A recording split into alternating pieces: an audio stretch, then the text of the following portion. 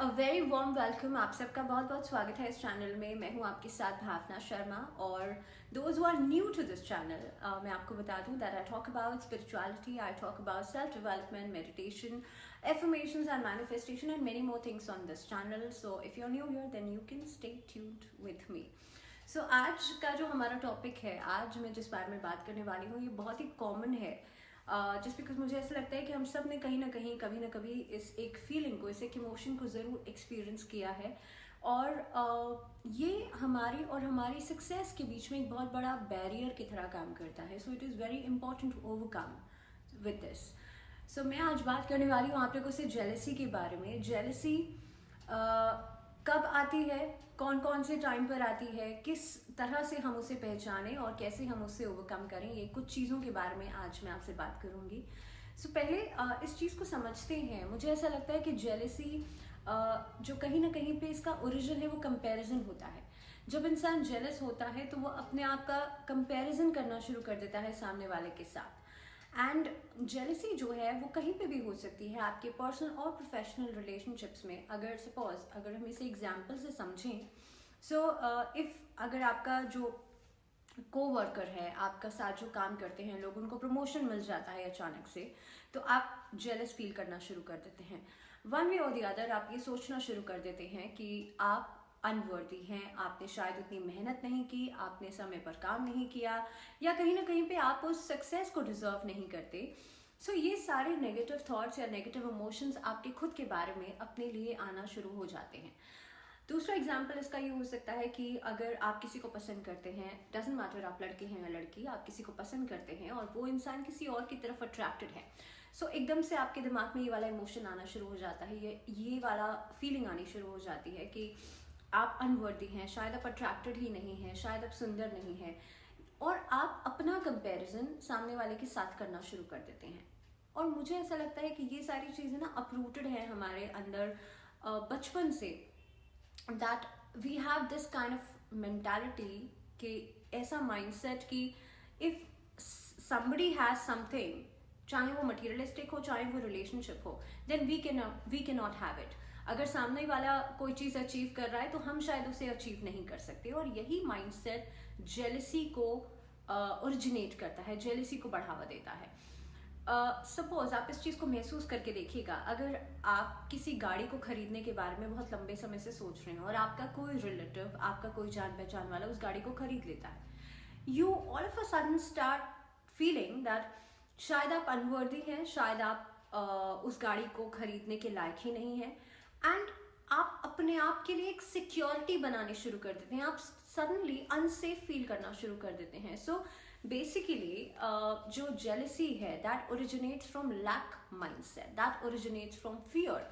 आपके अंदर एक फियर आना शुरू हो जाता है, आप अपने लिए सेफ्टी ढूंढना शुरू कर देते हैं। सो बेसिकली एक वो इंसान जो अंडर कॉन्फिडेंट है वो हमेशा जेलस फील करेगा। एक ऐसा इंसान जो कहीं ना कहीं पे अपने अंदर, उसके अंदर एक लैक माइंडसेट है, वो हमेशा जेलस फील करेगा।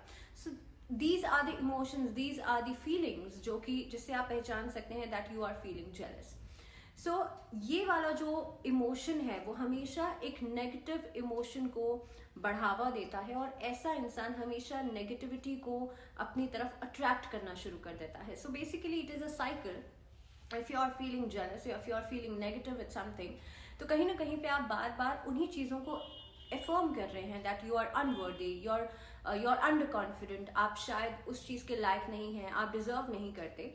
और जो रियलिटी होती है वो अपने आप को रीअरेंज करती है आपको सही प्रूव करने के लिए।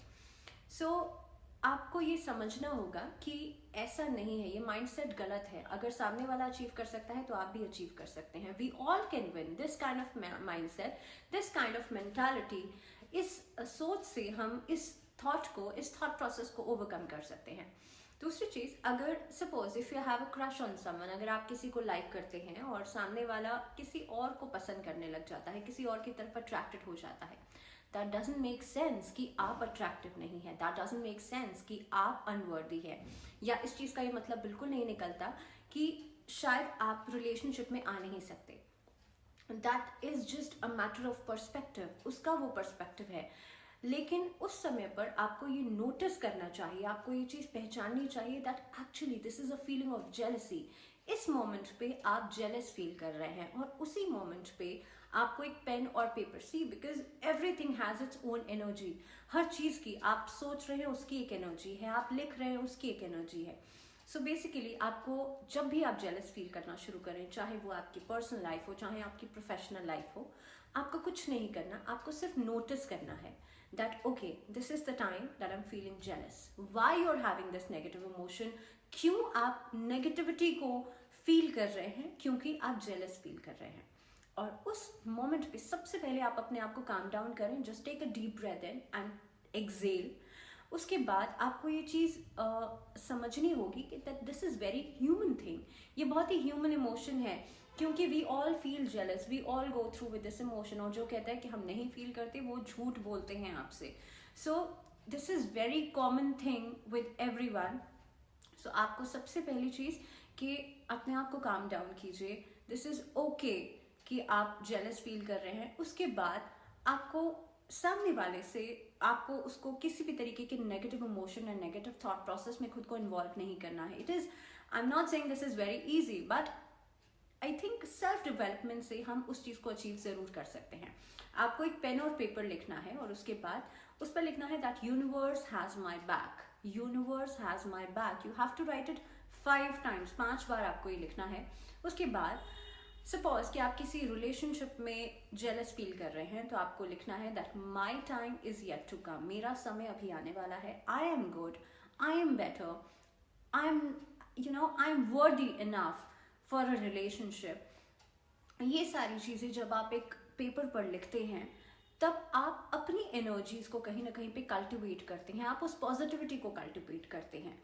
और बहुत इंपॉर्टेंट चीज़ ये है कि जिस भी इंसान से आप जेलस फील कर रहे हैं उसको आपको नेगेटिव वाइब्रेशंस नहीं भेजनी है। इसको अगर हम एनर्जी लेवल पर समझते हैं तो कहीं ना कहीं पे आपको ये समझना होगा कि आप जिस, मान लीजिए कि आप एक रिच लाइफस्टाइल चाहते हैं अपनी लाइफ में, आप एक हेल्दी लाइफस्टाइल चाहते हैं, लेकिन अगर आप दूसरे लोगों को देखकर जेलस होते हैं, suppose like if someone is living that lifestyle और आप वैसा जीवन चाहते हैं अपना, और आप उसे देख करके I mean like you are not, he is not और she is not worthy of this, आप इस तरह का थॉट प्रोसेस अगर अपने दिमाग में रखते हैं, so basically you are attracting scarcity, आप कहीं ना कहीं पे नेगेटिविटी को अट्रैक्ट कर रहे हैं अपनी तरफ। So this is the process of self development. Jealousy is a very common emotion जो कि हम सब फील करते हैं, लेकिन कहीं ना कहीं पे आप इसे हील कर सकते हैं, आप इसे ओवरकम कर सकते हैं सिर्फ एक थॉट प्रोसेस से, सिर्फ एक सेल्फ डेवलपमेंट के तरीके से। So this is the way out. आपको सिर्फ एक पेन और पेपर लेना है, जस्ट बिकॉज जब हम लिखना शुरू करते हैं तो हम अफर्म करते हैं। जब भी आप कोई अच्छा थॉट, जब भी आप कोई पॉजिटिव थॉट को अफर्म मैनिफेस्ट करना चाहते हैं, then just write it down, उसको एक कॉपी और पेन पर लिखना शुरू कीजिए। Then you will feel, you will notice that कि आपकी लाइफ में हर चीज़ पॉजिटिव होना शुरू हो जाएगी और जो भी आप चाहते हैं you will actually succeed in that path. So I hope this video was useful. I'm motivating myself, जैसे मैंने पहले भी कहा था कि मैं इस चैनल पे और वीडियोस इसी तरह की अपलोड करने की कोशिश कर रही हूँ। I am trying to make more and more videos on this. अगर आपका भी कोई सजेशन है तो आप नीचे कमेंट बॉक्स में मुझे बता सकते हैं दैट किस तरह के टॉपिक्स आप चाहते हैं मुझे मैं बात करूँ उन टॉपिक्स के ऊपर। सो आज के लिए फ़िलहाल इतना ही। Till then, be safe, please take care of yourself, and thank you for watching. Namaste.